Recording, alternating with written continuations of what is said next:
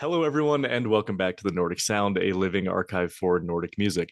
As always, I'm your host, Jameson Foster, and today we are joined for the third time by longtime friend of the Nordic Sound, Mr. Kjell Braaten. Kjell is here to actually talk about two topics that might be more related than I'm assuming. But first, we're going to talk about the Skaldic music project that Kjell has been performing and many of us experienced at Midgårdsblot.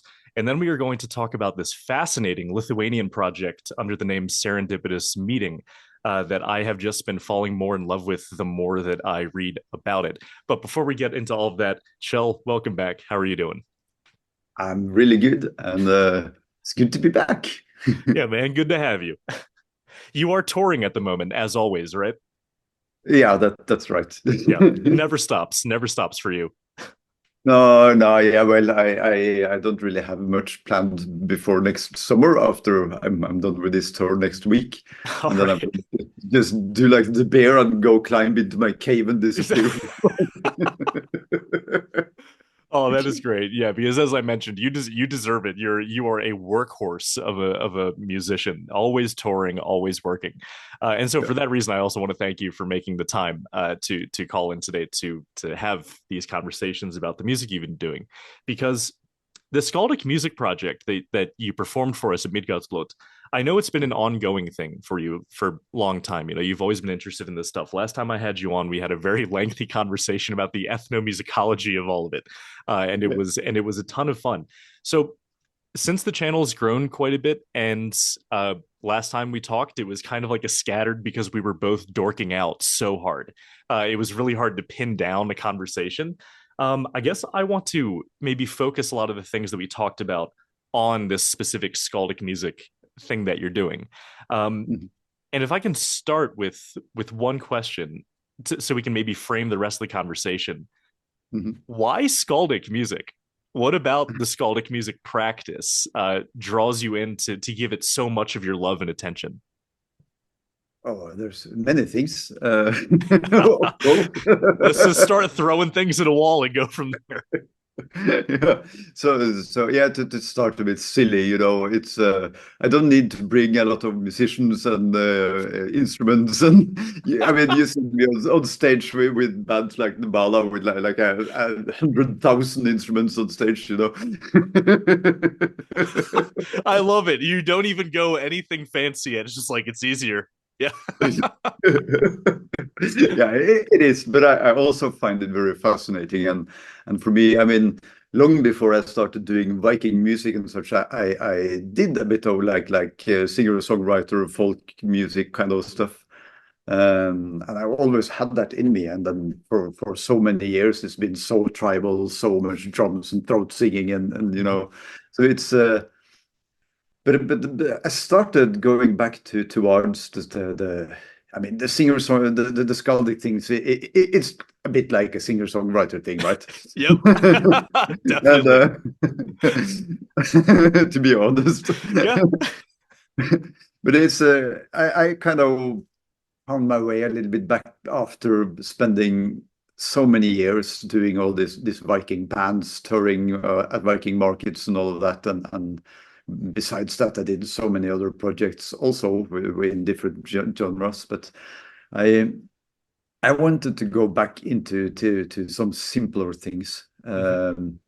And also I honestly grew a little bit tired of standing inside the fireplace and all the Viking markets, banging my drum and yelling, you know, Okay. in all sorts of weather. I mean, I did that for 15 years. Hmm. You did your So time. yeah, I did that time, and then there's so many others who do that now. So I Mhm. can lean back and I can just enjoy. No, The no, passing of the torch. I love it. yeah. No, but also I find it really interesting because I mean, as we've been talking about before, we don't know anything about what they actually were singing and what they were Mhm. doing. So there's no point of going back to try to recreate that. And Mhm. but we agreed on that before, so we don't need to go Yeah. Yeah, yeah. there. This Um, is a funny part. The longer I do this and when I have returning people, it is like a kind of a funny game of like, Did we talk? We definitely talked about this. Is it worth talking about again if it was 2 years ago? Probably not. They can watch the video. Yeah, exactly. But no, yeah. So that is just maybe my little plug. If you want to hear more about that specifically, go back and listen so we aren't repeating ourselves a little too much. But Yeah. yeah, so please continue. Yeah. No, and then for me, it's a different way of expressing myself.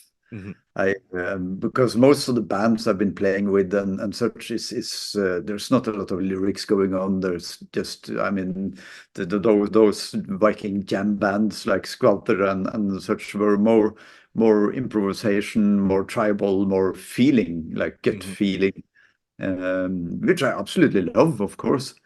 Um, but with the Skaldic, I can go more into exploring texts and lyrics. Mm-hmm. And it's not like I try to recreate ancient poems or such, because I don't. I make my own lyrics, Mm-hmm.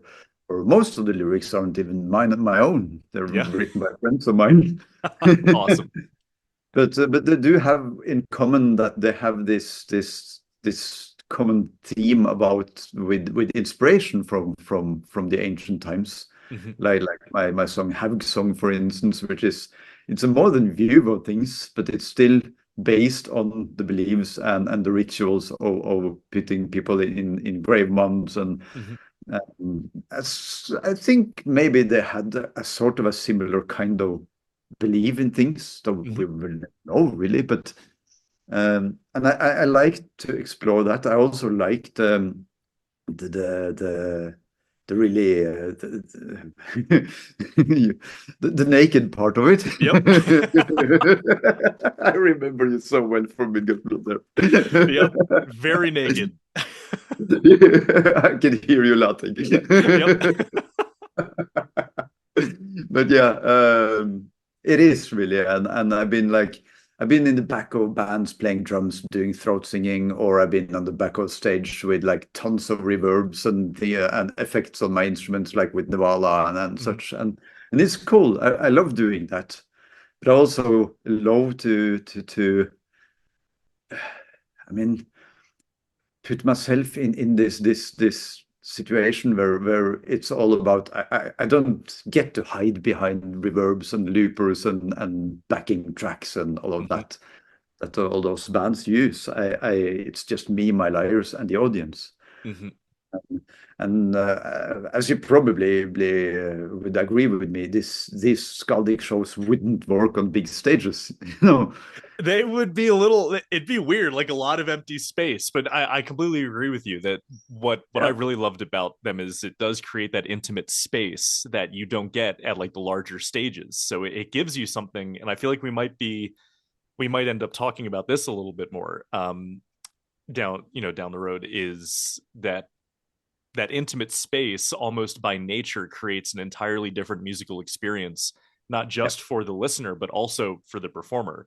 um, exactly. it gives you a different setting in which you can express yourself. But yeah, I Yeah. completely agree with you. Yeah, the smaller spaces, it'd be interesting to see such a performance on a massive stage, but maybe for the better that we don't. Yeah, I think so. I'm not sure if I would be be an artist enough to fill that space, really. Yeah, the equivalent of like a basketball court, and you're just in the middle of it by yourself. Yeah, exactly. So no, but I do like this smaller clubs and such. I really want to tour more with it. Most of the time, the years I've been doing this, I've been doing it at Viking markets and in museums and such. I haven't been performing so much on stage with it, Mm-hmm. which I do really enjoy. Mm-hmm. Uh, for your pleasure, I even ordered myself a stump box. Oh, I awesome. found a big one because I'm moving so much around when I play. I Yep. finally found a big wooden one that I can. Because I don't know if you remember when I started stomping on Midgardsblot and it all went into. Yep. I remember that. That room had it out for everyone. At every show that I saw in the Gilda Hall, something different went wrong, which Yeah, also added to like the fun experience of it. Where it's like, what's going to go wrong it's for this one? part of it, and for me, yeah, sometimes things go really wrong, like it did with the Nabala show last year, Oh, where right. Yep. where everything technically went wrong, and we just had to, stand there like 10 minutes before the show and decide that, okay, we can't do the show. We just need to go out there and make something up, I love it. Yeah, Yeah, yeah, but absolutely. It's a good thing to think on your feet like that. yeah, it is. It keeps it keeps you going, Hmm. and but also I really must give my heads up to those guys working in there. I mean, they're Hmm. working there for quite a few days, and most of the time it's every second band is a folk acoustic tribal band and metal band. I haven't seen no, Yeah, you just like it's very rapid change between acoustic, exactly. So death so metal, we have a acoustic. metal band on stage with full-on metal show with the amplifiers and drum set and everything. And when they're done playing, like maybe 5 or 10 minutes late, you have 50 minutes until the next band starts their concert, and you need to clear out everything on stage, put a Yep, completely acoustic setup on stage, mic it all up, and check it, and then go. And they yep. never, you never have there's never a sound check in the Guildhall ever because they don't have That's time fun. for it. Oh, Yeah. oh no. You get I to actually check didn't if know that. there's sound. Now that you have a line check to check if there's sound in the different instruments and microphones, and then they just go for it. And so what these guys are capable of doing, I mean, it's just mind blowing. Yeah, then props to the Guildhall of Sound guys. It's so easy as a audience or spectator.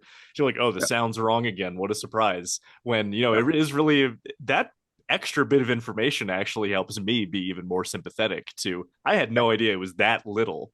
That's No, no, crazy. yeah, they're totally crazy. They're such amazing people. All of them, the sound engineer, Mhm. the stage crew, the wonderful lady who takes care of us, and the Yeah. light people, everything. They're just amazing. Yeah, awesome, awesome. That's good to hear. Um, Yeah. let's bring it back to the skaldic music thing. I knew this would Let, happen. let's This go. is Yeah, this is yeah. how you and I get when we talk about this. You need to So stop me. no, because if I don't stop, no one's stopping us, and we're gonna be here for like 4 hours talking about anything. We're gonna be talking about like astrology by like the third hour or something like that. That's how far we'll go, right? Yeah. But so if we can like sort of maybe summarize the things from the skaldic tradition that you or that are at least sticking in my mind is Mhm, the simplicity of it is mhm, very attractive to you in two ways. First is the practical, there's less things to manage. You don't have to worry about a whole band, it's just you and a few instruments. But mhm. also on the side of things in terms of expressing yourself. Now, I actually had this conversation kind of with Nils from Hindarfjell, where we were Yeah. talking about a lot of people like to think of rules as inherently restricting creativity in a bad way. We were specifically talking about music theory, where you always run into a lot of musicians who are like, "Screw music theory, I don't need rules." But there is a benefit to, and I would love to hear maybe your perspective on this. Is sort of when you have the experience you do with these larger bands, but when you are Mm. specifically trying to do a skaldic music practice, you are voluntarily putting limitations on yourself. Yeah.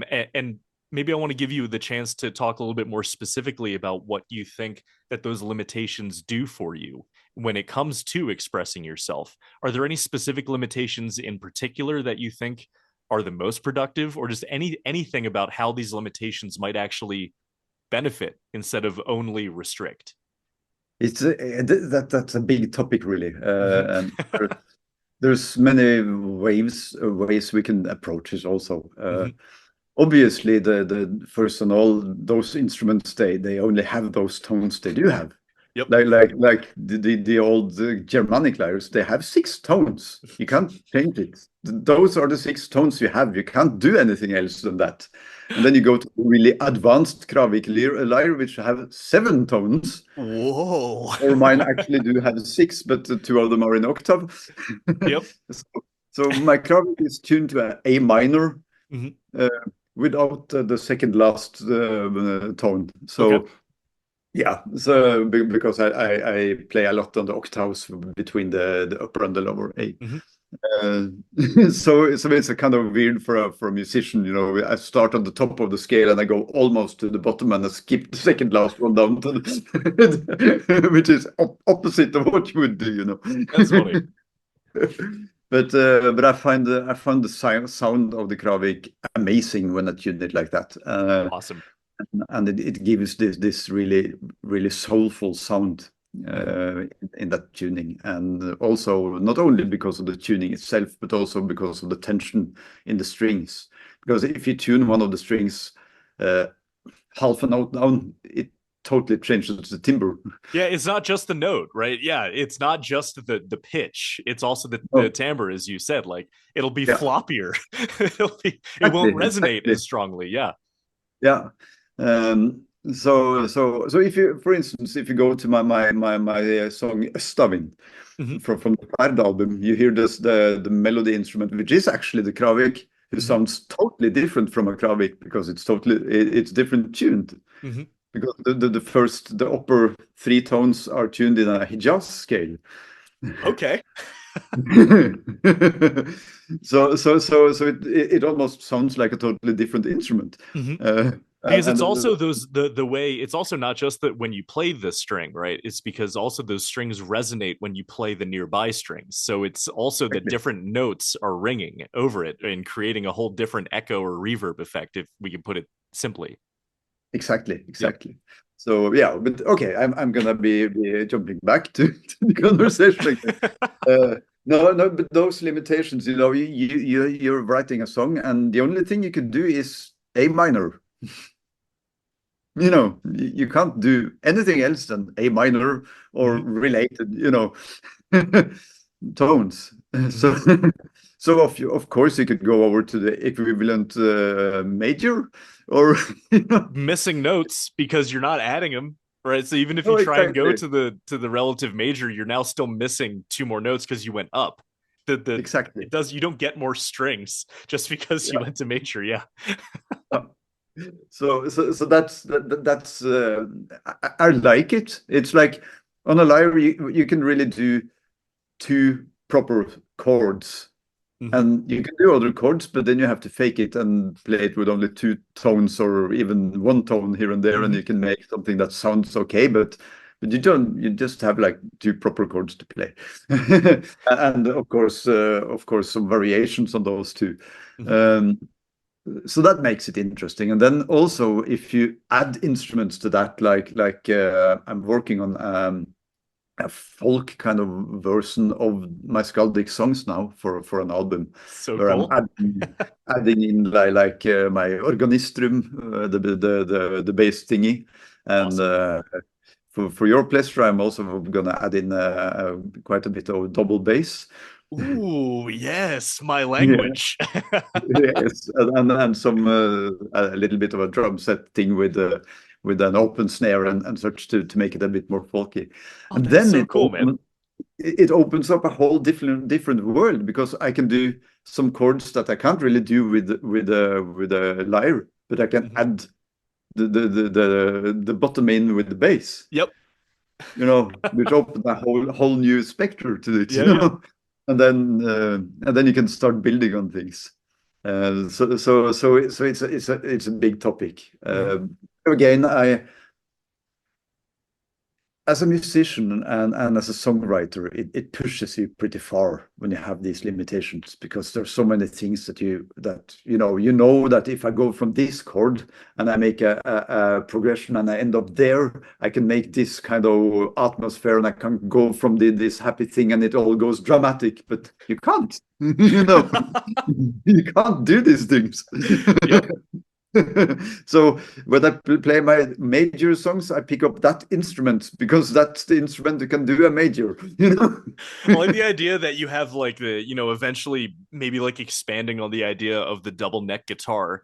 Eventually, you think of like a revolving backpack where you can just like, now I'm going to play major, so I grab this instrument. And Yeah, but like that would be so far beyond what we can actually do. So yeah, you're stuck with the instrument you're holding in a lot of ways, unless you want a big exactly. awkward pause while you pick up the other one. Yeah.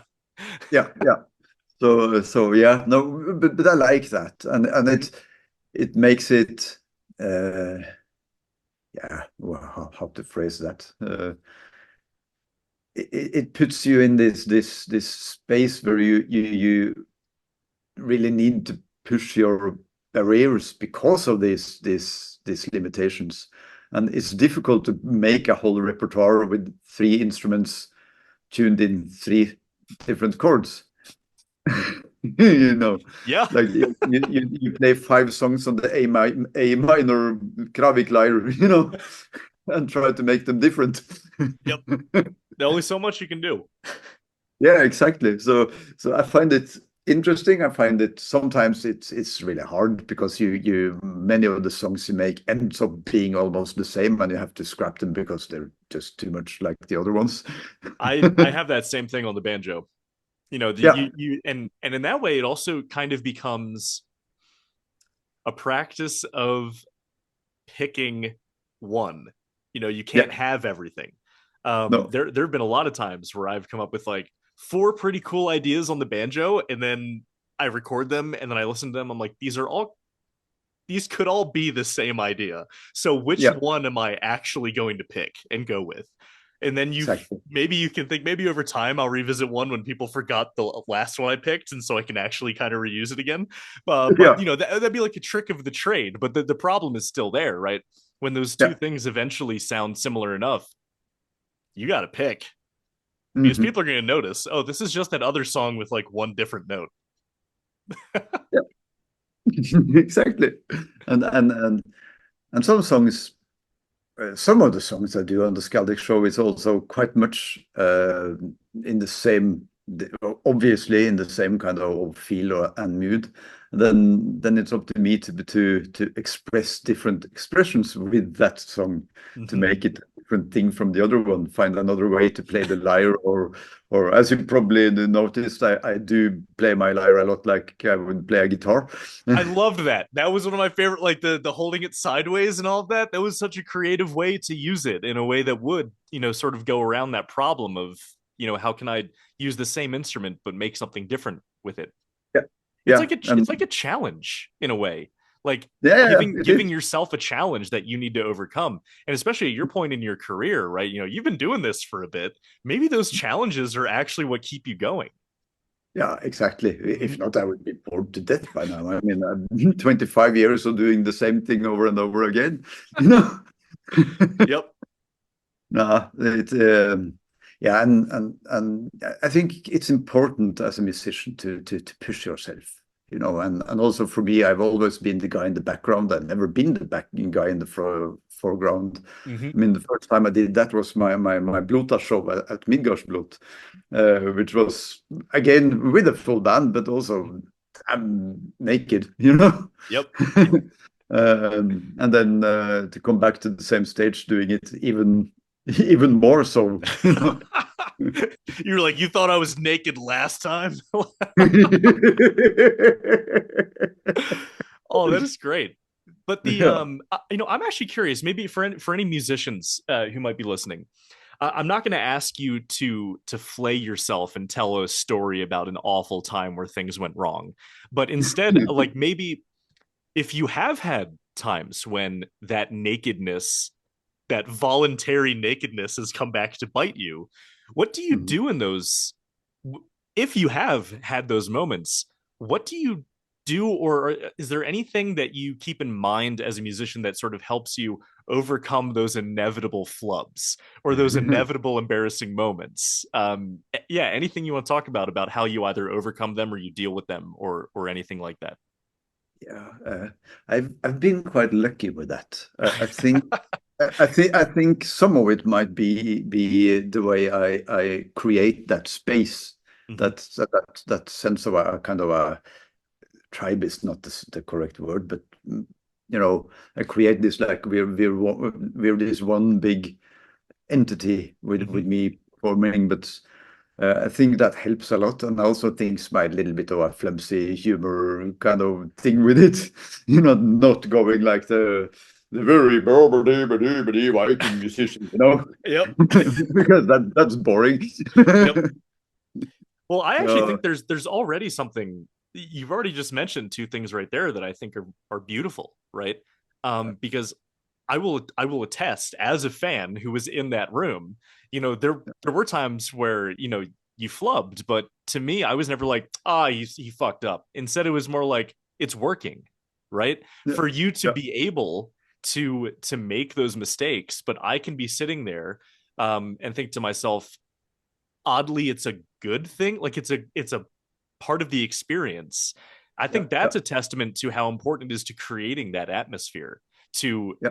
It's like this give, right? Like, I'm naked up here. You guys are watching me be naked up here. Let's create a little sense of, this openness where, of course, it's not going to be perfect. Yeah. But then also that sense of humor and that sense of humility, I think, is very important because it's very easy when you can tell a musician really likes themselves. You are Mhm. more likely to maybe hold them even more accountable for mistakes they make, like those musicians where when they make a mistake you're kind of like, yes, I'm so glad you made that mistake. Mhm. But because you were humble, right, you have that humility where it's, you that also goes into creating that atmosphere where there's a forgiveness to not being perfect that is also very human. Yeah. Yeah. Yeah. I definitely think so. And it's also, I mean, there's no way you can stay up on the stage with those instruments and everything's perfect. It's Mm-hmm. just not possible. It's not Mm-hmm. happening. There, Regardless of experience too, because we just saw Vardruna at Red Rocks, and yeah, he accidentally flubbed the very last line of Helvegen, which is the last line of the show, and yeah, everyone around me was like, "Oh, I can't believe he messed up." I'm sitting here like, doing that yeah. line that naked at Red Rocks. He just flew here Mhm. from New York, and Yeah, and I'm sitting here like, there's that interesting dynamic where everyone goes to music for different reasons, right? They either want to see a carbon copy of what they hear on the headphones, or they want to see the guy perform. And so exactly. it has nothing to do with experience. No one would sit around and say, Einar Selvik's an inexperienced musician. These mistakes are Mhm. inevitable. Yeah. Yeah, yeah, and it's a little bit like I had this conversation. I was performing on a festival in England this summer, and I was hanging a lot out with my friends in Nitland. Awesome. We've been having out a lot lately. We tend to end up on many of the same places. They're really beautiful No, people. I love them. I love them. Yeah, So I'm and glad you get to spend more time with them. Keep rubbing it in. yeah, and they told that, back home there's a lot of bands like even rock bands, and to me this is just like mind blowing. And they go on stage, and not even the vocals are actually live. The whole show is complete 100% playback. That is fascinating. Yeah, and I mean, why would you do that? Why would you do that? Hey, And completely why would you removes pay the money reason. to go and see those bands? Yeah, right. I could have stayed home. And Yeah, you could wow, just put the album on. that's a culture shock for me. Like I've never heard that before. No, it's to me, it's just like, And the Skaldic thing is the polar opposite of that, where it's yeah, not going to be a like every time. Something no, different is going to go wrong every time. yeah, exactly. And it does, which Yep. is part of the game. Yep. It's But part of the fun. yeah, no, but most of the times, I think that that yeah, what do you call it? This weird kind of charm or whatever I put up on stage there. It I helps would a call it lot. charm. I Yeah. would call it charm. Yeah, I can get away with a lot because of that. Good. Yeah. No. I'll start taking notes on how to pull that off.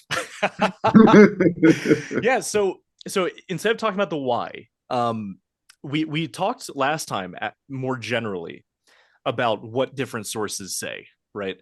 Um, but I'm curious if you have any specific sources that you go to for sort of learning more about the Skaldic music practice, and not only what sources, but how do you approach them? Because the two examples that come to mind for me, examples that can often be misinterpreted, and please feel free to contradict me if you want. This is not a podcast where I'm the word of God and I know everything, right? Because very far Oh, from it, I right? thought so. That was the attitude I put on, right? But so to me, like two sources that are very often referenced, right? is, of course, the Ibn, no, Al-Tartushi, right? When he's writing about the growling. Yeah. And I've actually learned from musicologists of Middle Eastern music is that actually the barking of dogs is a very common metaphor for just something that is not musical. So I Mhm. remember back in the day, all my metalhead friends would be like, "Oh, they said the Vikings growled, so they were doing death metal, right?" And then it's you end up, it gives a different dimension to it, where you can take that at face value if you want. Say, well, he Yeah. says the Danes are growling like dogs, so very literally, or with the more context of how that phrase is used in an Arab context for talking about music, that actually just means that if anything, it was just not good music to him. And that's one example. And then me and Matthias were actually looking at Egil Saga, which is full of these beautiful songs and beautiful poems.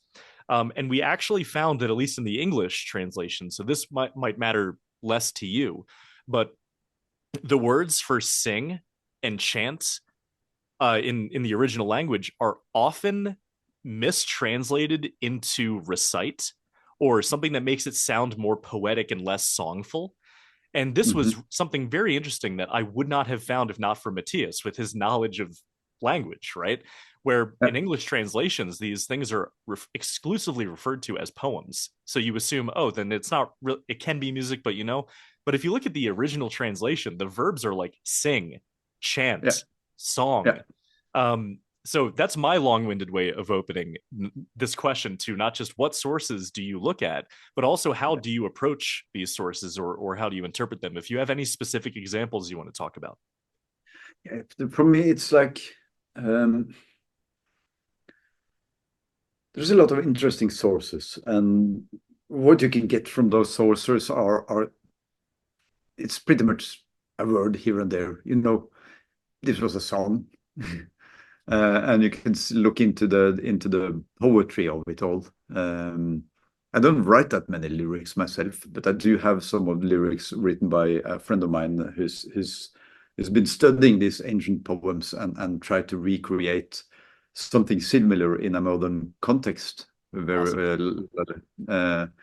Very Leif Arne Furuvik, and some of the songs like Frigg, for instance, yeah, that wedding song that I didn't perform on stage because I did it in a wedding at Midgårdsblot. I saved it for them the day after. Awesome. Uh, they're written in because one of those things with some of these poems, which is to me interesting, is yes, you can read them as a poem and they're beautiful, but the more you know about the mythology and the culture around it, the more they will mean, because many of the lines in these poems are pointing at other things in the mythology, you know. Mm-hmm. So the more you dig into the mythology, the more you know about, the more these poems will mean, and the more you understand these things, the more mind blowing the art of writing a Skaldic poem becomes. Mm-hmm.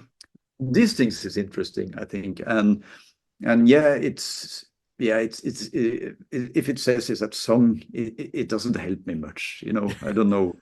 It doesn't tell me the melody or the Yeah. instrumentation or how he tuned his lyre. Yeah. I guess that Really. would be more helpful for me as an ethnomusicologist, because now I can point to it as a song, but you as a performer, you're like, this doesn't help me at all. I don't No, know what it's. exactly, Yeah. because I would have to make up that song anyways. Yep. I would have the lyrics, but I would have to make the song up because I don't Yep. know the song. I just Mm-hmm. know the text.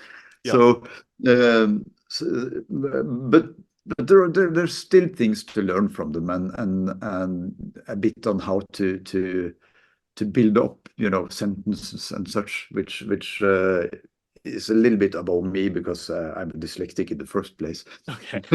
Gotcha.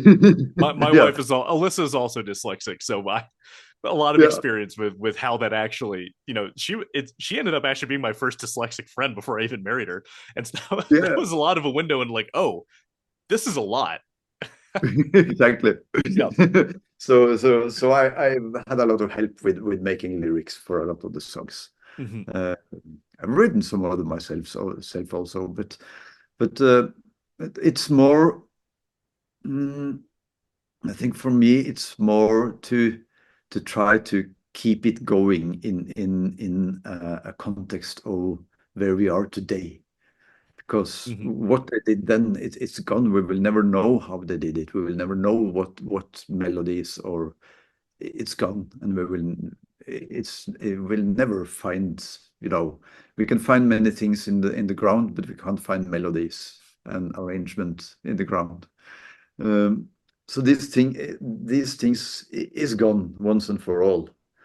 So for me, it's more about taking inspiration from what might have been, and sing about those things, and bring the word about it, like those small weird talks I do between the songs in my Skaldic shows, which is kind of half the show, though, It's a part of it, because when Yeah. you consider the position that a skald had in society, it's Yeah. not just the music, it's also the storytelling and the actual entertainment or the atmosphere that they create, as well as being sort of the centerpiece that brings a community together, to reference what you were talking about earlier with creating that space. Yeah. And it's a little bit like, it can compare a little bit to when I do my lectures around that, like Viking markets and museums and such. And people are so much into like everything needs to be so authentic, on the Viking markets, which is a good thing, though, because the audience come there to get an experience. And when things are authentic, that's what they get. But then again, yeah, I can be authentic, and I can bring all my instruments here, which are copies of instruments from Viking age. But the Vikings didn't have people traveling around at their markets teaching about Viking age music. That's not authentic Viking age. That's actually really funny. I had not thought of that before.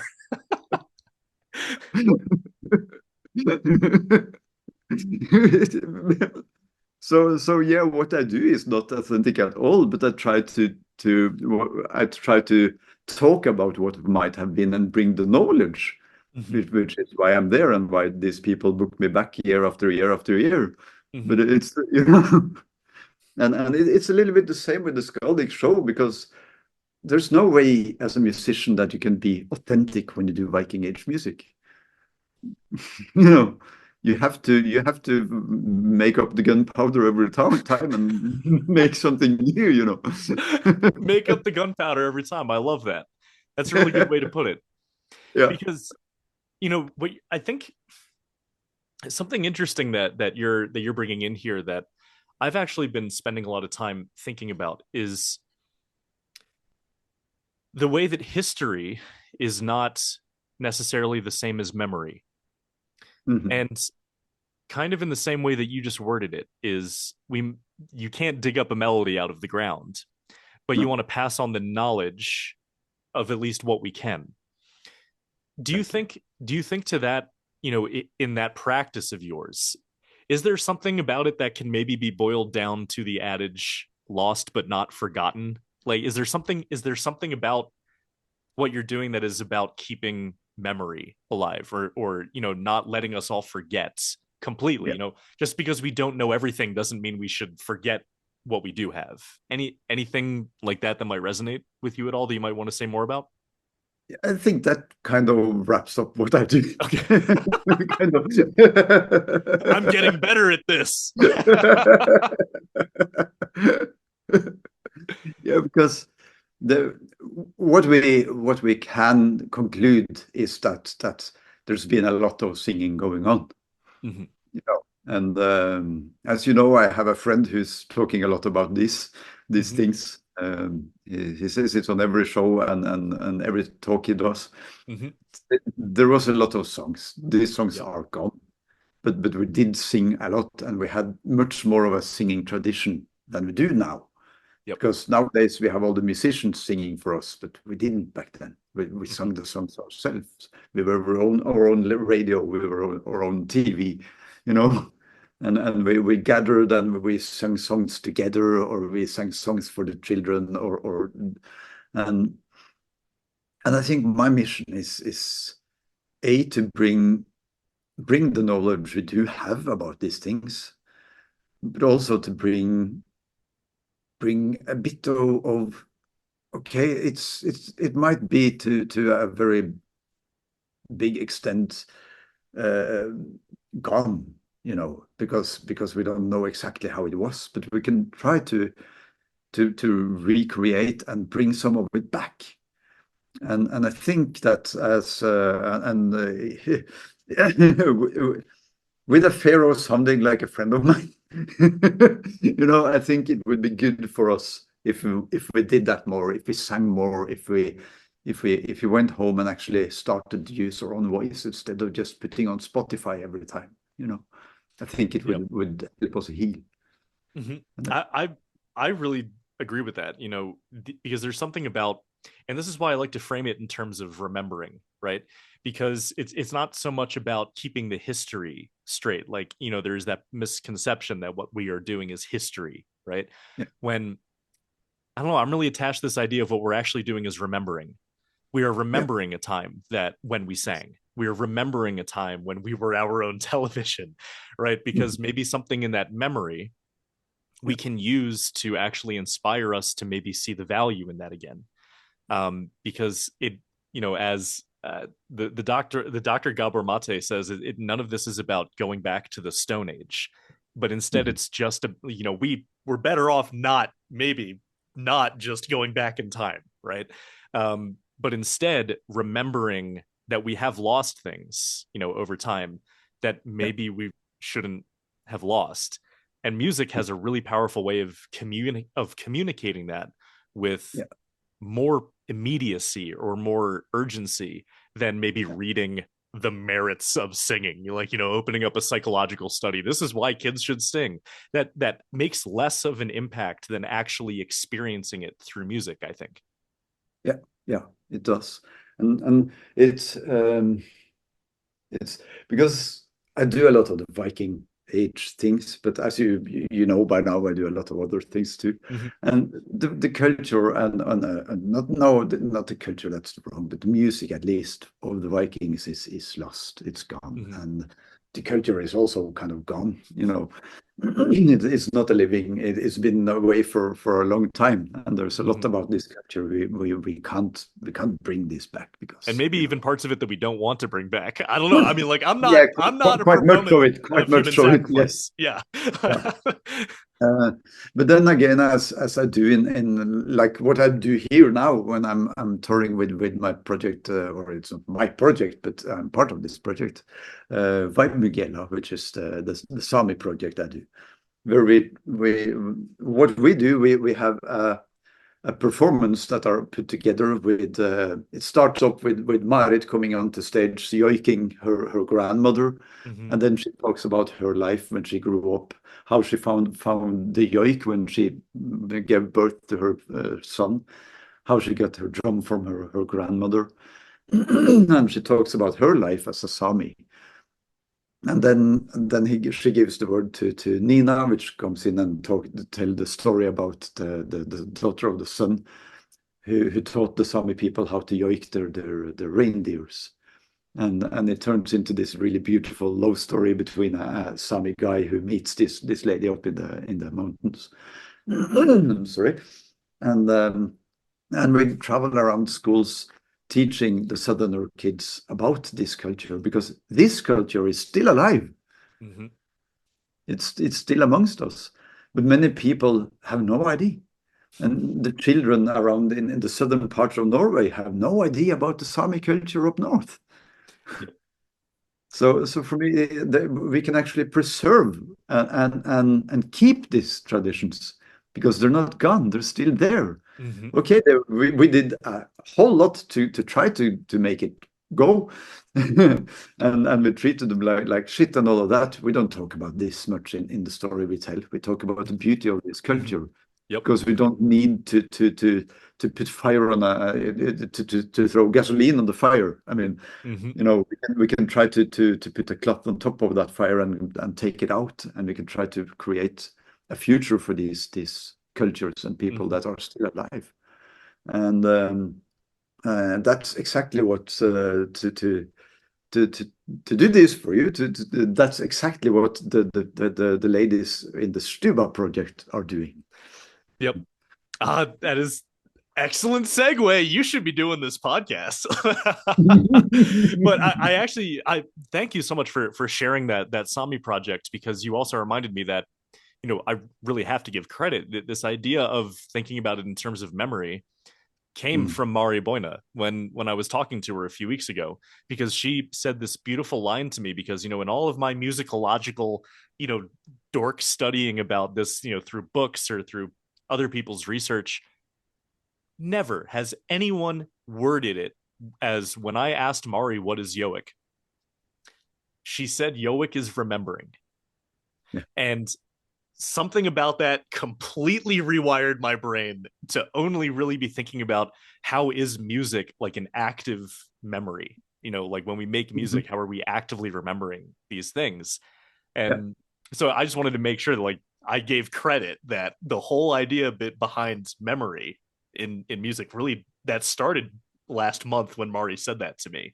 yeah, So I thought it was very relevant that you immediately started to tell, a story about this Sami music project, and how in a lot of yeah. ways it's also keeping memory alive, but a weird It, case of keeping memory alive of something that's not gone, but exactly. is at risk of being lost, or was Yeah, at the very least at the risk of being lost with that history that you referenced. yeah, exactly, exactly. And also, like Marit phrases so well, since we're doing this for primary schools. Um, Okay. it, The age it, group matters. Yep. yeah, yeah, yeah. So she rephrases it a lot, because it's we talk a lot about yoik, and the kids learn this yoik, that they yoik together with us. They learn about a few Sami words and such Mhm. during this story. Uh, and as she says, like, so what is yoik really? And then she goes like, yeah, most people would probably say traditional Sami music, and yeah, that's of course correct. But what I want you to say the next time someone asks you, because these are kids, asks you what yoik is, I want you to say it's feelings. That's beautiful. Because yeah, because we, the Sami people, as she goes on, we don't really like too much to talk about our feelings. We find that hard. And when we find things, and we experience things that we find hard to put to words, we yoik them. You know. That is so stunning.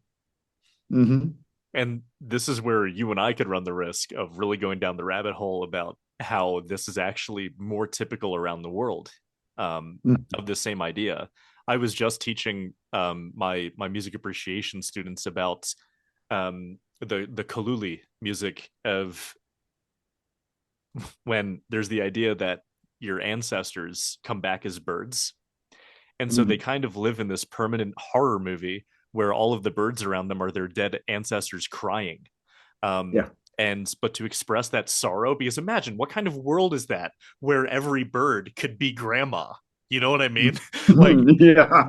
but you can't talk to them, but you miss them. And so instead of what they do is to process that grief, because again, they don't talk about it as much as they do sing the grief. Mhm. And my students get so unsettled because in the only recording of this ritual, um, Mhm. everyone's crying. Oops. That makes American college students uncomfortable, that people can gather in a group and cry and feel safe to do so, but also feel empowered to do so. Um, so Mhm. while they think it's unsettling, I think it's beautiful that the music creates this space. And this is the recurring theme. The music creates that space for us to feel. But we could really go down that rabbit hole and be here for another 5 hours, and then maybe Yeah, you'll of miss course. your next gig. But No, I'm no, going. my next gig is Monday morning, so Well, I think we would still run the risk of missing it, right? But what I yeah. would say, I'm going to take your invitation to segue Yeah, into this Lithuanian music project. So yeah, everything I know about it is through your posts or through the Bandcamp blurbs you have about it. So if I yeah. say something wrong about it, please do correct me again. But It would be my words who were wrong then, so okay, or I misunderstand them, or I misunderstand them. So if I understand correctly, so this album that you have coming out, yeah, Serendipitous Meeting, yeah. is this the UNESCO project, or is this what you guys ended up doing instead of the UNESCO project? it's yeah, well, Okay, starting off complicated. I love it. yeah. No, yeah, to start up in the beginning, yeah, it kind of is Mhm. both.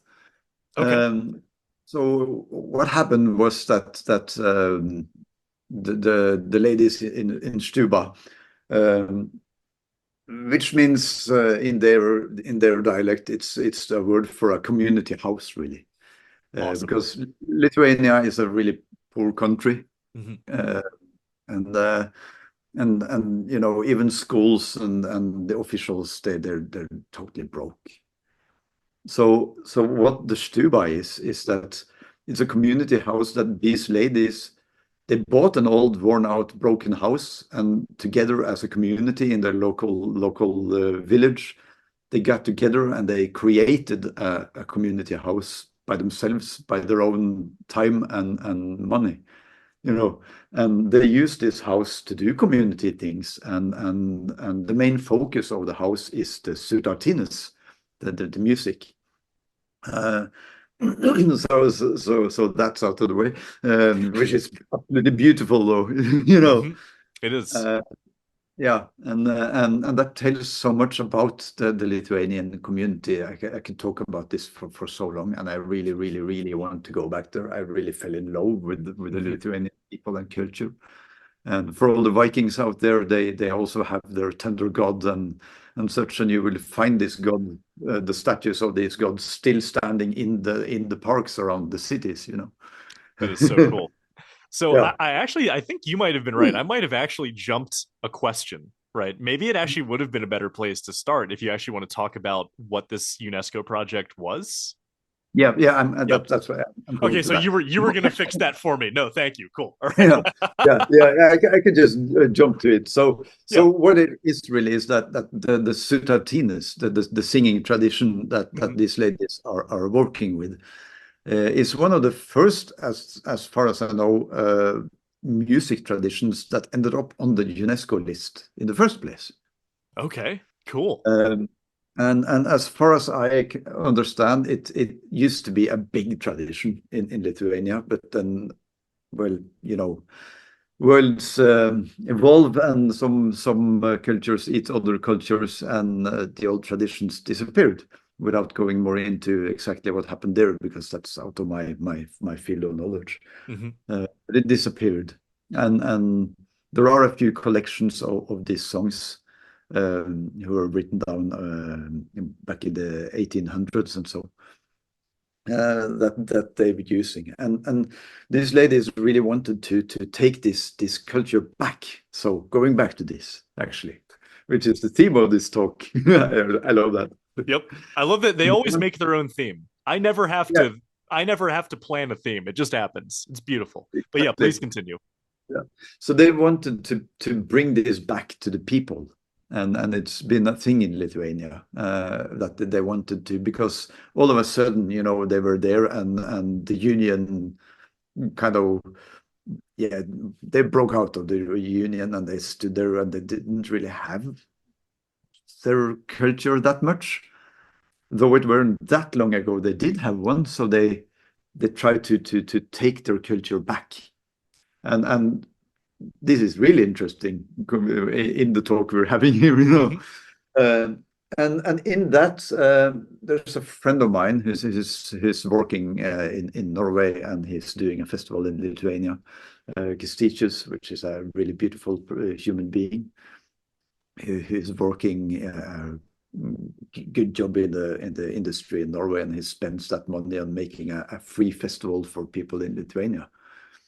You know, like it's such a festival. I could talk a whole program about it. So I'm going I to mean, stop please now. feel free to say whatever you feel like you want to say about it. You know, I'm not going to put a He, time limit on you, but it no, I no, yeah, yep. but this teacher has a background, Hmm. and when I met him, he came out of that background after being in prison for a while, for Okay. quite a while.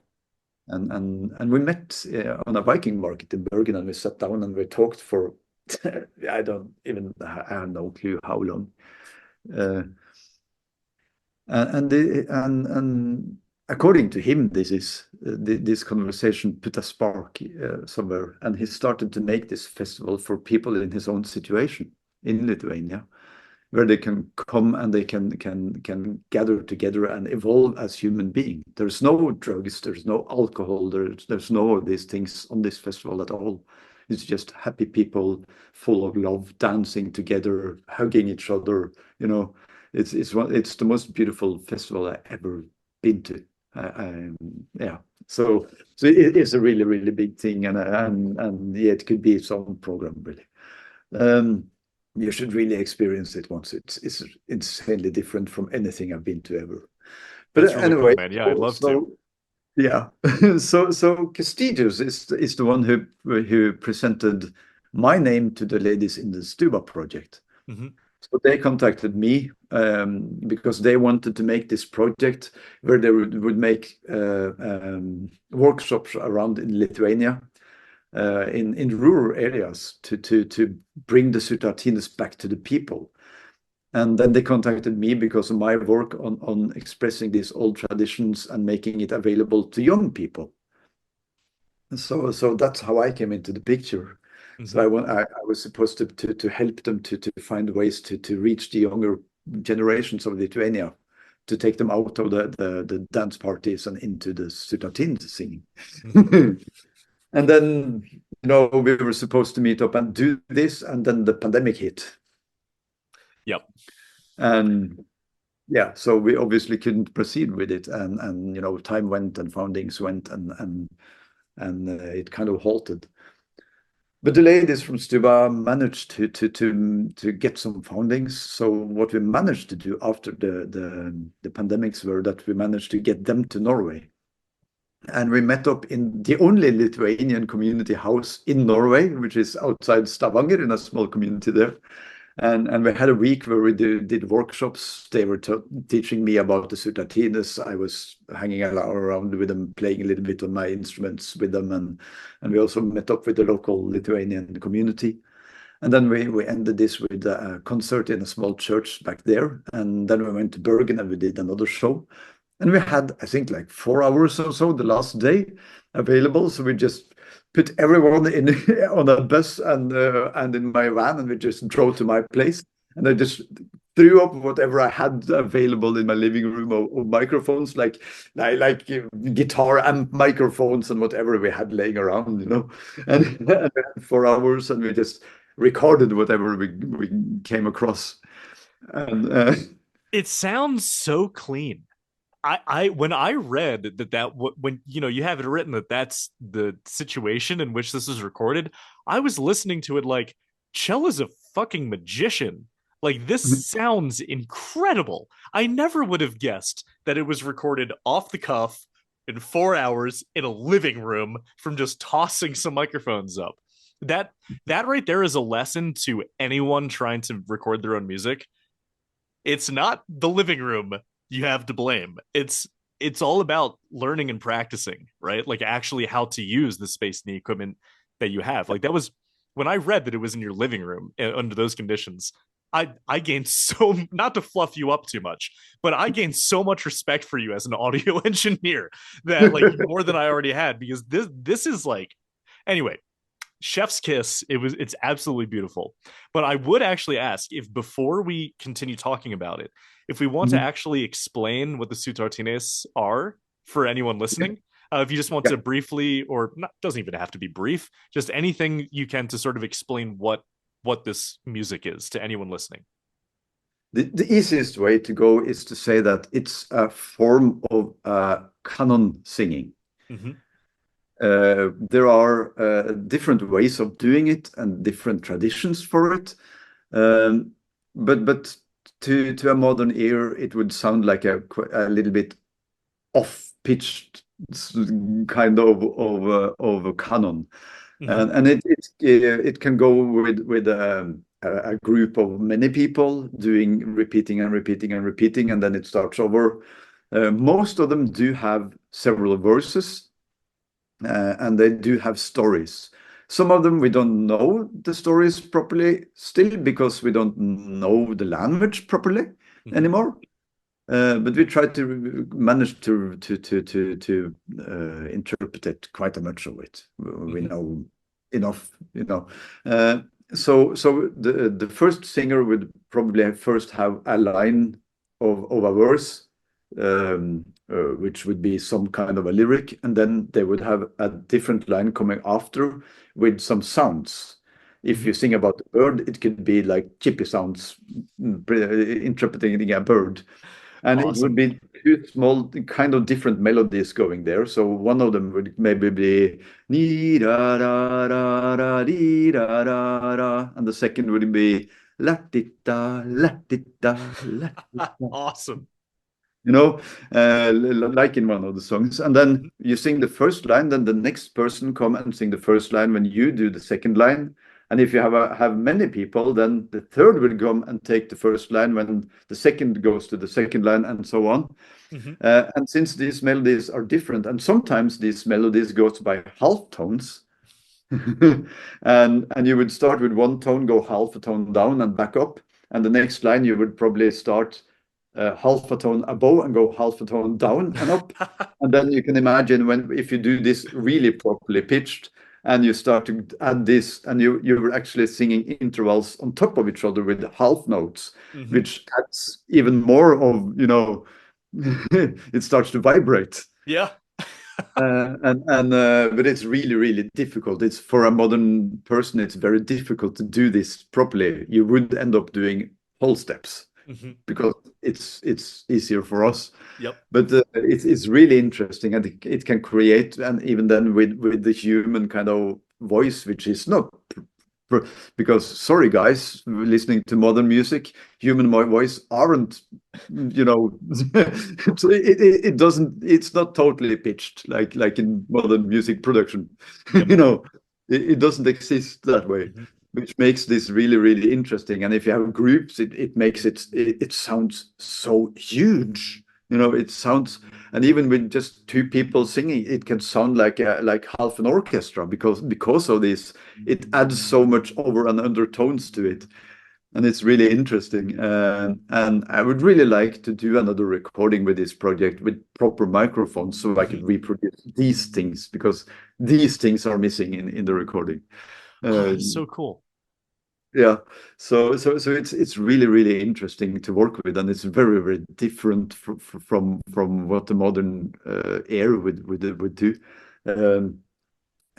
It's a little bit like with if you go to further east to the mountains, you have this special kind of singing culture where you have a five-tone system, but it's not the pentatonic system. You have a five-tone system where you have an octave, like or octave, but then you have all the tones between there are equally pitched between there.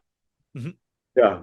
So to a modern singer, it would be almost impossible to do it, because there's just two tones in that system that would refer to what we are used to hearing. And and the Sutartines becomes, it's simpler than that, because it goes on half tones or whole tones, but it creates that same kind of crazy vibe to it, which I absolutely love. Yeah. And then so yeah, did that kind of wrap up what Sutartines are? I think that was very, very, you said a lot about it without overloading information, but also you clearly love it. I love that came through with how you talked about it. And I think that there are two things to take away from your description of this music practice that is important to take away for anyone listening, right? And that is, for a long time, music has been judged by the standards of Western classical music. You know this. You know this. And if it doesn't adhere to those rules, then it's bad, or then it's out of tune, right? And there have been many times where I've played traditional music from around the world for my students, and one of my students actually asked, "Why is all of this music out of tune?" Yeah, exactly. And I said to her, "It's out of tune to you." Not as a way of but more of no, it's very important to understand that you hear it as out of tune, but to the performers and the people who practice this music, it's their music, right? And the reason that perception of the music as out of tune is dangerous is because, and that's why it then becomes a target of accusations like It's not real music. And so in that way, like ethnomusicology, one of my favorite descriptions of it ever is that ethnomusicology is disruptive because it disrupts that idea that all music has to adhere to the same principles as whatever your music principle is. So I love that you especially pointed out that in this music style, it uses a tonal system that can be very easy to just brush off as out of tune or sounding a little chaotic or amateur, even when in reality, that's how it's supposed to sound. And the longer you listen to it without rejecting it as wrong, eventually it will start to make sense. And Mhm. that, at least to me, and I know I'm preaching to the choir here with you, that's why to me music is such a powerful way of like bridging divides between cultures, because even though it's kind of weird to call it a universal language, music at the very least does create an opportunity for understanding that I feel like a lot of other mediums might struggle to create that same bridge, right? So I love that you have presented this music style in the way that you have, where you were saying it sounds different, but it has its own logic to it. And just because it's a different logic doesn't mean that it's wrong, right? But anyway, I just wanted to point that out, that I love that you're bringing up this music because it's disruptive in a healthy way, where but we're also learning, right, about these different music traditions. So thank you Yeah. so much for taking the time to, especially so well, to describe that music for anyone who's listening. So now, wherever you want to go from now that we have what that music is on the table, if you want to, where I interrupted you kind of was your desire to re-record it with better microphones. Yeah. But yeah, wherever you want to go with talking about this album from here, I defer to you. Yeah. Yeah. Yeah. So, so yeah, I think that the album kind of in its way, I really liked the title that Daiva came up with. It's the perfect title for the album Yep. because it is what it is. And like when I drove my car down to Stavanger to meet up with these ladies, I had no idea whatsoever what I was heading for. I had no idea. I didn't know what the Sutartines was. I never met any of the people I was to spend a week in a cabin together with, you know. The only thing was I knew was that okay, there are a lot of, there are a group of six adult women having a project with music that music traditions I don't know anything about. And I went Have down there. fun. Yeah, and I went down there, and we just had such an amazing time. I really, really, really love these people so much.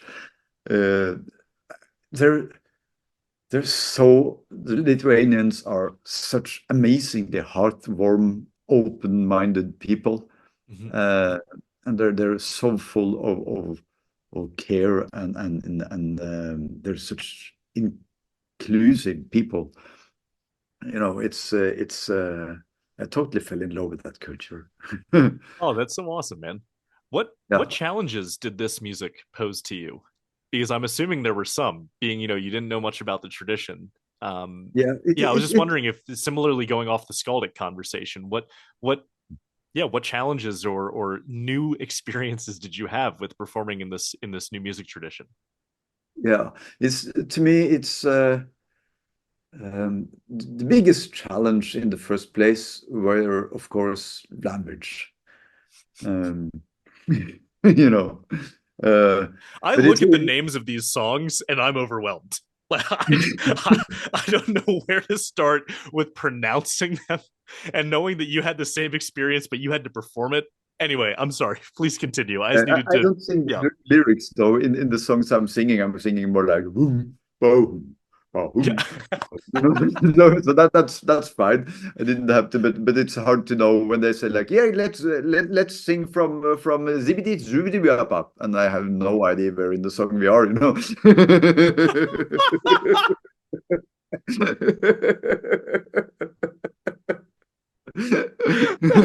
That's fucking amazing. But yeah, it wasn't really much of a problem because the ladies are incredibly communicative Mhm. people, and and they're so full of. I mean, I've been working with a lot of music projects around the world. I don't think I ever worked with a project who was so mm, uh, kind of so humble and so full of humor and nothing were wrong. Nothing was, it was just so easy to work with these people and their attitudes to what they did. The only thing I would say is that they have no idea how good they are at what they're doing. It's a musician's curse, you know?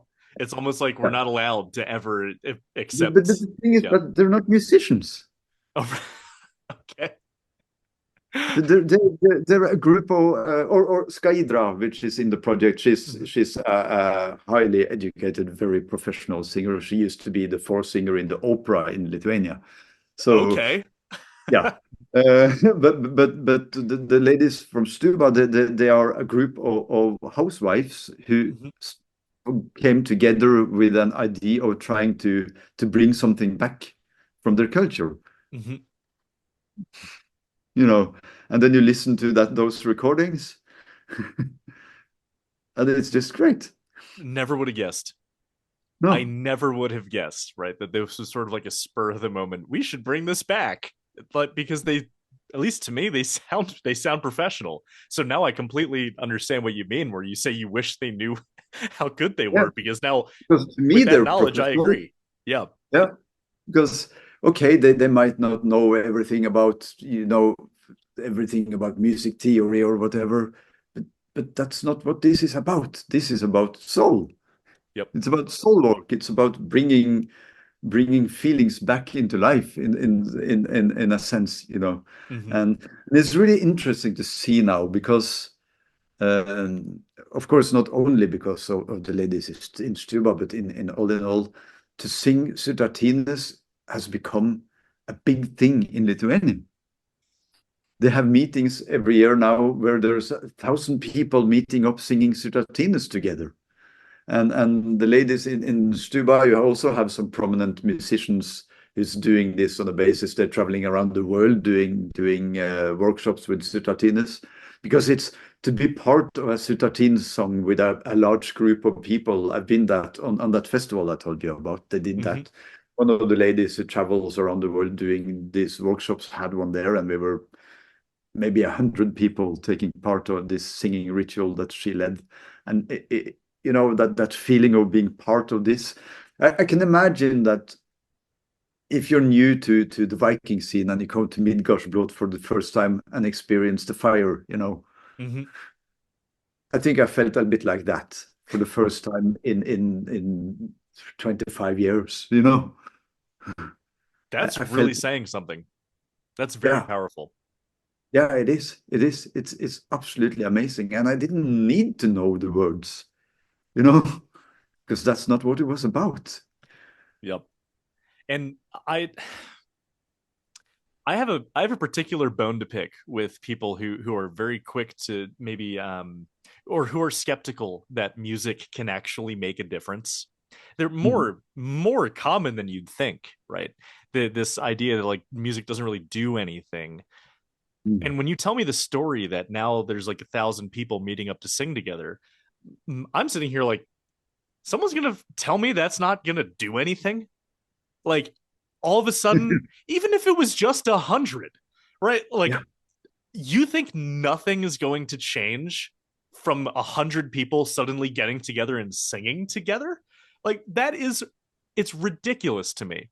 The idea that exactly. that doesn't mean anything, right? And And you're sitting here with at the end of your not the end of your career, at the point I you hope so. I hope not. I hope at not. the point in your career that you are, you're sitting here saying that you're having an experience similar to most people going to Midgårdsblot for the first time, where you're feeling something powerful that reminds you of your own humanity when you were like, that's amazing to me. Yeah, to me too. Yeah. And also, I mean, the whole story about it also, especially for me with the Lithuanian project, because it's so it's not a long time ago, since these cultures kind of disappeared. And it's not long ago that, not to mention who, because that's a whole different thing, but they were, occupied by someone else, Mhm. and they're very scared. Yep. Yeah. And there's a lot of things that came with that. I mean, all the churches they were taken down, but they were, everything were taken out and they were made into storage places. And all the whole culture were just, taken out. Hmm. And now they haven't been on their own for so long. I mean, it's not that long since that union, since Hmm. that happened. And of course you would search your own culture. Of course you would try to find oh, I can't find the words. Um, Heritage, yeah, personality, kind of. I identity. mean, yeah, identity. Thank Okay, you. cool. We got there. Of course, We got of there. course. Yeah. Sometimes words just. No. uh, and to see, like, one of the things they showed me when I was there 2 years ago, when I was doing that festival, and I did a few Skaldic shows, and I were hanging out with the ladies for a few days.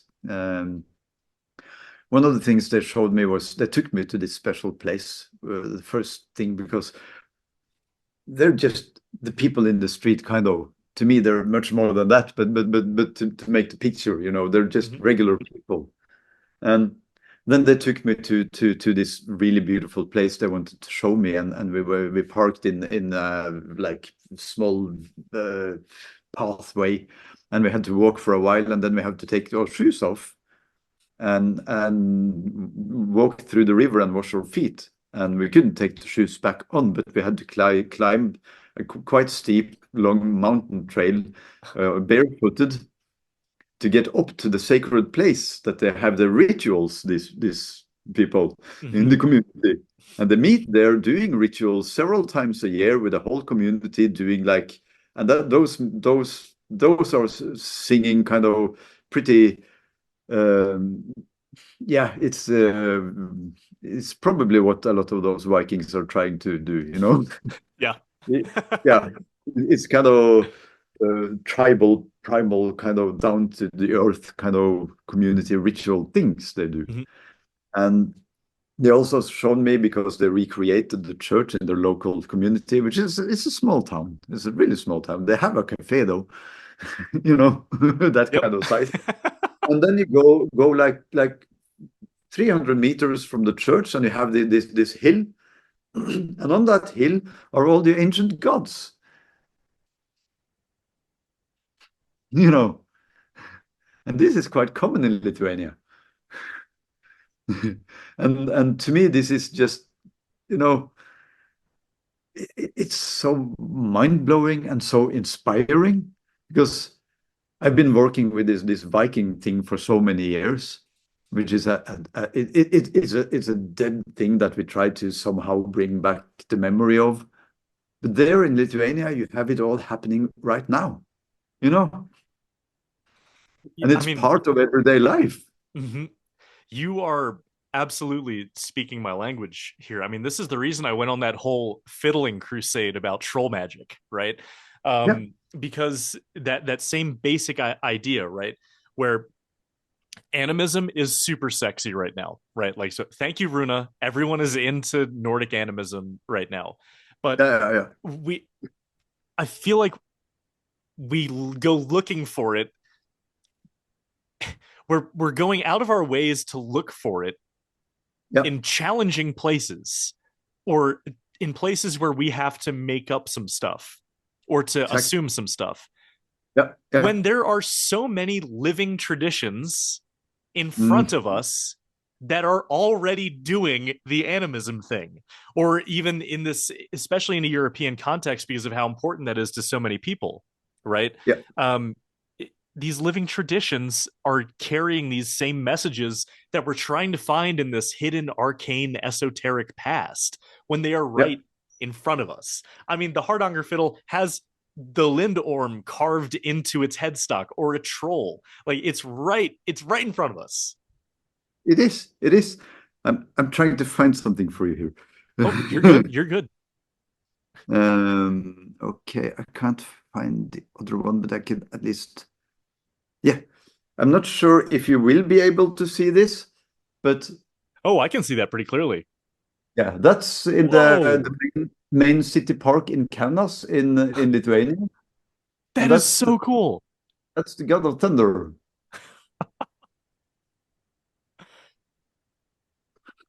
That is really beautiful. And that's just Yeah, sitting there right in the park. yeah, The art is stunning. yes. And is this what people are making the music around?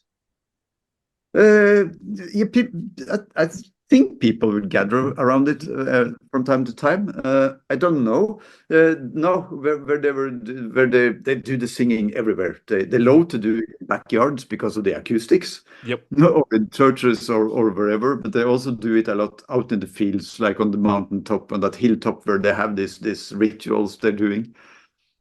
And it's yeah, it's so inspiring, and it's so for me who's spending so much of my life trying to do something, create something similar to that from a culture that we once had, and to go there and just see that they're doing this now. Yep. I mean, there's something in there about a lesson of like, you know, being so focused on what's happening in your neighbor's yard that you forget to deal with your own, right? Where, if we have these music practices and these traditions that are alive right in front of us, why are we so fixated on the ones that are from a very long time ago? There is that Yeah, importance. We have covered that already, right? So for anyone like, wait a minute, but you just said, like, no, there is value to remembering, right? And to keeping these traditions alive from the past. and But I will shoot something in there, but you finish first. yeah, but just do you need to focus so much attention on traditions of the past that you forget to pay attention to what's happening around us? Right. I think that's an important question to ask. It is, it is. Mm-hmm. And for me, it's like, and no offense to everyone, it's just for me, it's a bit, uh, it's very honorable, but it's Mm-hmm. also a little bit strange, because I come from part of the world who has this history with a very special kind of thing, like the Viking thing, which is Mm-hmm. as I mean, it was just a very tiny part of the world, and it lasted for a very short amount of time, really. Mm-hmm. But for me, the reason why I started to go into this is because this is my heritage. This is where the community I live in came from. Mm-hmm. And and then I see people coming from so many other places in the world who has their own kind of history and heritage going for the Viking thing. And and in some ways it's incredibly honorable, you know, Mm-hmm. but it's also a bit strange for me. Yep. I see the same thing. Where I have a lot of my own ideas about why. I mean, you can get into some really really cool sociology about what the Arctic means to people, like what the North means to people, um, Mhm. where its immediate connection to the Ice Age Yeah. actually makes a lot of people feel like it is this primordial past just because of it's cold, you know? So there is this connection between the Arctic and like our Ice Age past that was in a lot of ways the crucible in which humanity was formed. That's a really fascinating rabbit hole to go down. So like that's why a lot of people will fixate on the Arctic or the North. And maybe also why, despite all of the environmental problems, we are so attached to the melting of the ice caps, right? Is because in a lot of ways that's a perfectly tangible link to this ancient past of ours is the snow and the glaciers. And in a lot of ways, Mhm. if that gets lost, we have lost that past. So of all the problems with climate change, the one that gets the most attention is melting ice. And Mhm. I think there's also something there. But then the Vikings are just like, not only are they incredibly misunderstood, I just like you probably do. I get comments all the time where I read them. I'm like, what the fuck? Like, what is this? And so Of like, course. there's a lot of fantasy, right? But Yeah. at the same time, like, I find it very interesting to look at why the Vikings specifically, and I think that it's this really old idea that in a lot of ways they are a symbol. Whether they should be or not is a different conversation. But at least since the 1700s, the Vikings have been a symbol of independence, of liberty, but also of like strength, right? And overcoming your harsh environment. Mhm. But this would definitely connect right back to that idea of before getting really obsessed with Vikings, maybe also look at what's right in front of us. Yeah. That same idea. Yeah.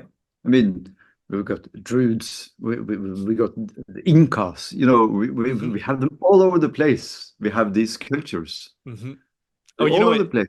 Mm-hmm. And that is actually the elephant in the room is that we just know more about the Vikings than these other ones, right? We have more written down, and that's what makes it easier for a lot of us to read about it. You know, so maybe it's that accessibility aspect as well. You made a face, so I think you have a different opinion. Then again, I mean, look into for many years back in the 90s, I were really into like Inca tradition. Okay. Because I found it really fascinating because I Mm-hmm. mean it's not long ago. It was 1700s. It was Yeah. still alive, you know. Yep. And yeah, well, being a European, I'm not proud of what happened there, but because that's horrible. Yeah. Uh, but it's like we know quite much about those two, you know, Mm-hmm. Exactly. and, and we know a lot about their religion and their way of living and what they did, and I found it incredibly fascinating Mm-hmm. and interesting. And then also we there's so many of these cultures around that so for me it's like why the Vikings, you know. I think it's just because Travis Fimmel was really hot. Everyone just wanted to Yeah, be like yeah, Ragnar. A lot of it might boil down to that. I mean, Einar just made a joke at the Red Rocks show where he was like, you know, that real sexy guy who got thrown into the pit of snakes, and everyone just started cracking up. And it was just like everyone knew, right? But no, you are absolutely right. Is there is also the ability to learn about these other cultures, and I actually think my comment might have been more accurate if I were to have specified in the European context. When it comes to yeah. European history, there is so much more written about the Vikings on the Vikings than that's less hypothetical and more based on the sagas, the accounts of these travelers, like we talked about El Tartushia earlier.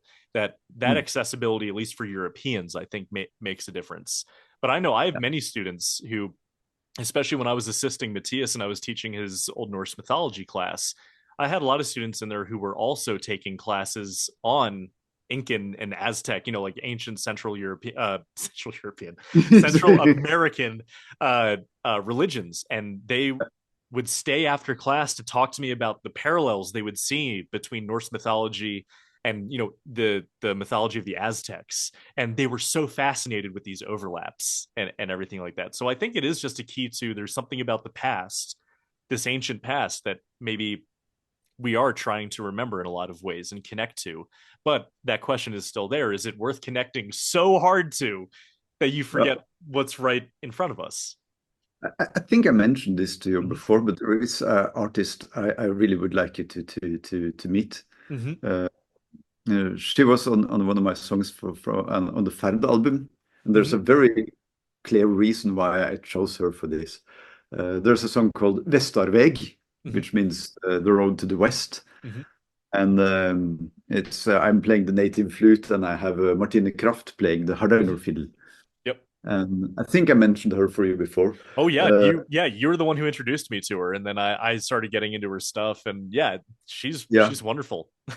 yeah, and yeah, have you been following the Ivarshare project? No, not that That one. I was following the. Oh wait, I was here. Is that what you're saying? Is that the same? The same project that she just did it based on like the Rocky Mountains and the her experiences in the western states. Yeah, because she's been spending her summers for years in the reservatories in the United States doing cross-cultural cooperations with them. She's even, you know, yeah. So I love the reason I'm making this face is because I just made the connection that you're saying Ivasher. I'm yeah, saying I was here because it's yeah, one which is word. probably We're the correct talking word. about the same thing. That's Yes. no, that's so funny. That anyway, no, yes, I adored that album. I thought it was really cool. Yeah, yeah, and I mean, talking about what we're talking about now, Mm-hmm. this is also, yeah, I was in Lithuania doing my thing. She was in America doing her thing, you Mm-hmm. know, and I would like to see that conversation. Yep. I mean, I'll do. I think the thing is, I did message her, but messages get lost in the void. It happens to me all the time. But no, I mean, Yeah, like, especially if she would be listening to this, I'm saying I would love to talk to Martina Kraft about that sort of yeah, stuff because she fascinates me with all the different projects that she does on the Hardanger fiddle. She's such a wonderful musician too. So she's yeah, if you could put in a good word for me, yeah, I would love to I talk did to that. her. Yeah, because she's such an amazing human being. Yeah, Hell I yeah. really I really hope I get to work more with her. She's just Yeah, great. just work that Kjell Braaten charm we all love, you know? I think that's a beautiful note to end on, Shell. Like just you doing that pose. But I guess if before we do wrap up here, is there anything else that you would like to talk about before we wrap up? Yeah, we could probably keep up for a couple of days. So Just more reason to have you back, man. yeah, yeah, and I would really, really like to have that sit down and have that couple of beers with you, one day. Oh, I mean, yeah, I mean, but we don't need to have this on the recording. But I love the shit out of you, Chell. I absolutely adore you. So we definitely will. It's funny because it's always easier in theory when I say like, no, when we're at Midgard's Blood, we'll hang out, have a couple beers, and then I blink and I'm on the plane flying back to Colorado. Like I don't know what happened, Yeah, but it's always yeah, like that. absolutely. And yeah, there are many people. I overcommit because there are a lot of people I would love to spend hours with, but there's only so much time in the weekend. I just need to be a better planner, right?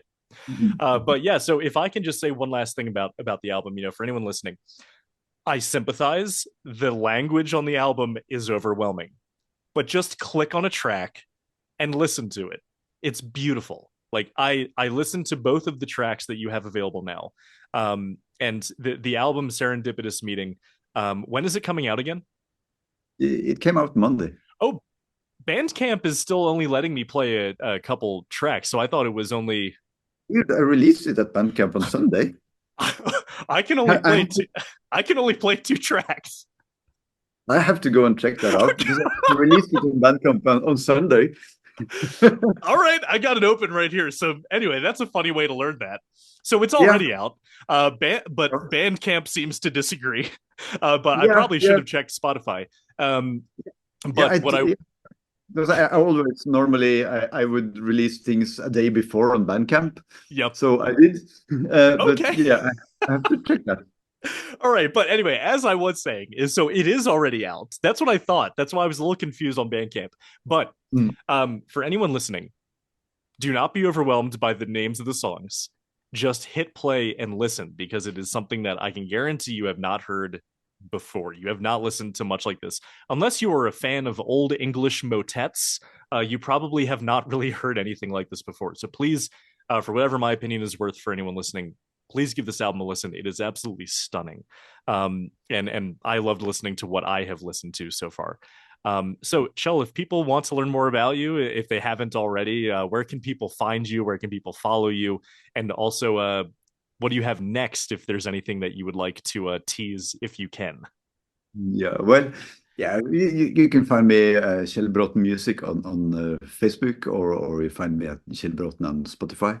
No, no, yeah, on Instagram, and Yep. in a streaming service, you can just search my name. Or if you want to read more, you can read a little bit, amongst other things, see my kind of long list of albums and such on kjellbraaten.com, where my I think it's close to complete discography is lying.